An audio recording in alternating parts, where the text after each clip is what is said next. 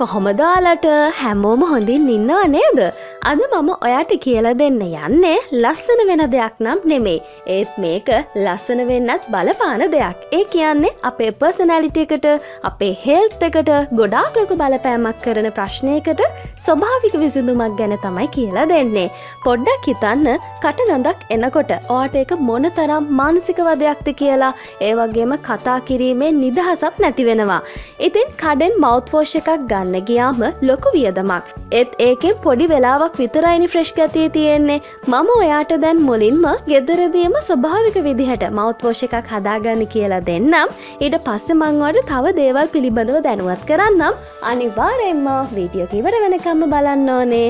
දැන් ඉතින් අපි යමු මේ ස්වභාවිකව ගෙදරදීම හදාගන්න mouthwash එකට අවශ්‍ය කරන්නේ මොනවද කියලා බලන්න. කුරුඳු, කරාබු නැටි, කරදමුංගු, apple cider විනාකිරි. මම කලිනුත් ඔයාලට apple cider විනාකිරි ගැන කියලා දීලා තියෙනවානේ. මේව සුපර් මාකට් එකේ ගන්න තියෙනවා. හොයාගන්න අපහසු නැහැ. දැන් ඉතින් අපි යමු mouthwash එක හදන්න.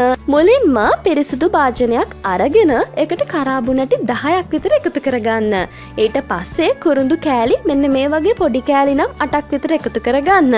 ඊට පස්සේ කරදමුංගු ඇට 3ක් විතර ටිකක් තලලා ඉවර වෙලා මේකට දාගන්න. දැන් හොඳ පැහැෙන උණු වතුර මිලිලීටර් 250ක් විතර තමයි මම අද එකතු කරගත්තේ.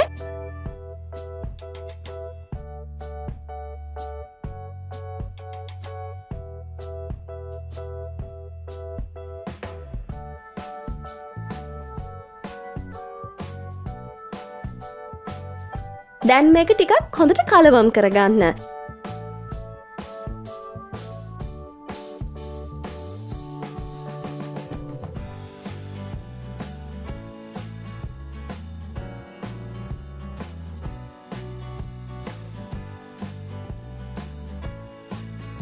ඊට පස්සේ ඔයා මේක වහලා පැය 2ක කාලයක් තියන්න ඕනේ. මේ කරදමුංගු, කරාබු නැටි, කුරුඳු වල තියෙන සාරය උණු වතුරට හොඳට එකතු වෙන නිසා තමයි පැය 2ක කාලයක් අපි මේක වහලා තියන්න කියන්නේ.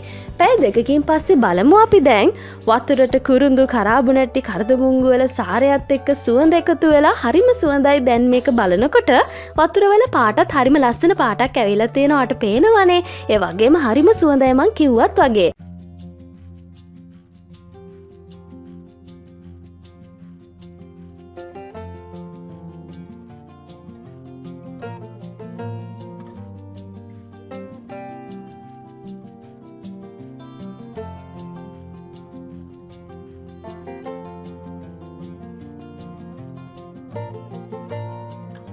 දැන් මේක පෙරා ගන්න.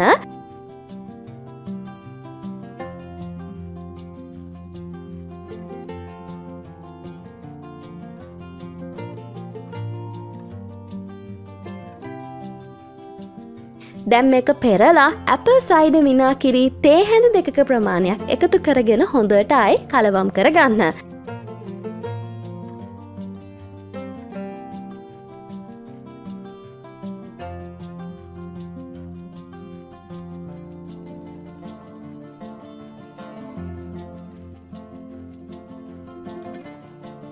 දැන් මේක ඔයාට පහසු විදිහකට බෝතලයකට දාලා තියාගන්න පුළුවන් සතියක කාලයක්. වීදුරු බෝතලයක් හරි ප්ලාස්ටික් බෝතලයක් හරි ගන්න ප්‍රශ්නයක් නැහැ. ඕන්නම් ග්ලාස් ජාර් එකක උනත් දාලා ඔයාට තියාගන්න පුළුවන්. දැන් ඉතින් හරිනේ. එකපාර සතියකට හැදුවම ඇති. ඊළඟ සතියේදී ආයෙමත් අලුතෙන්ම මේක හදාගන්න ඕනේ පාවිච්චි කරන්න. මේක ෆ්‍රිජ් එකේ දාන්න ඕනේ නැහැ. කැමති නම් ෆ්‍රිජ් එකේ දාලා පාවිච්චි කරත් කමක් නැහැ. සතියක කාලයක් මේක එළියේ තියාගන්න පුළුවන්. දැන් මේකෙන් පොඩි ප්‍රමාණයක් අරගෙන ඔයාට පුළුවන් කටට දාලා ඉවරලා සාමාන්‍යයෙන් අපි mouthwash එකක් use කරන විදිහට wash කරලා ඉවත් කරන්න. හැබැයි මේක ගිලින්න එපා.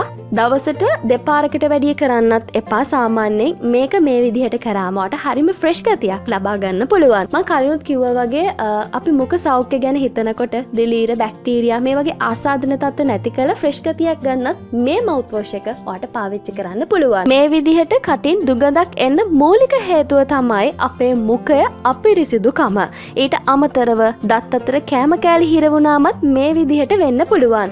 තව දෙයක් තමයි දත් දිරා යාම, වීදුරු මස් දියවීම වගේ ප්‍රශ්න නිසාත් ඔන්න ඔයාගේ කටෙන් ගඳ එන්න පුළුවන්. තව දෙයක් තමයි කෑම කාලා දත් මදින්න පුරුදු වෙන්න. අඩුම තරමේ රැට දත් මැදලා නිදා ගන්නකෝ. අවුරුද්දකට එක පාරක්වත් පුළුවන් නම් දන්ත වෛද්‍යවරයෙකුට කියලා ඔයාගේ මුළු දත් ටිකම හොඳට පරීක්ෂා කරගන්න. මුඛ සෞඛ්‍ය ගැන හිතන්න ඕනේ ලස්සන වෙන ඕනෙම කෙනෙක්. දත් මදිනකොට දිවත් හොඳට මදින්න. මොකද අර සුදු පාට වගේ මැලියම් තියෙනකොට ඒක අපේ දත් අපිරිසුදු වෙලා මුඛ දුර්ගන්ධයට ලොකුම හේතුවක් වෙන්න පුළුවන්. අන්න ඒ නිසා දත් මදිනකොට හොඳට අපි මේ දිවත් මදින්න ඕනේ. මේ වගේ පොඩි පොඩි දේවල් ගැන සැලකිලිමත් වෙන්න මුලින්ම.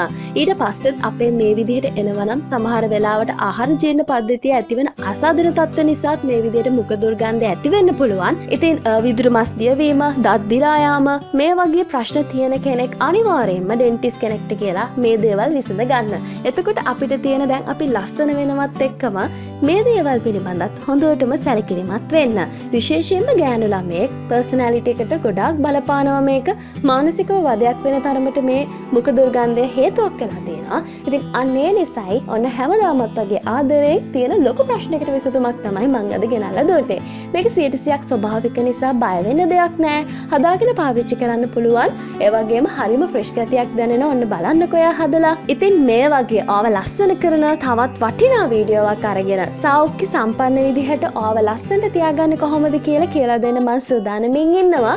තවත් මේ වගේ වැදගත් වීඩියෝවක් වටිනා වීඩියෝවක් අරගෙන මම ඉදිරියටත් එන්න සූදානම්. හැමදාමත් ආදරේ ලෙංගතුකමින් මාත් සමග රැඳී සිටින්න. බොහොම ස්තුතියි.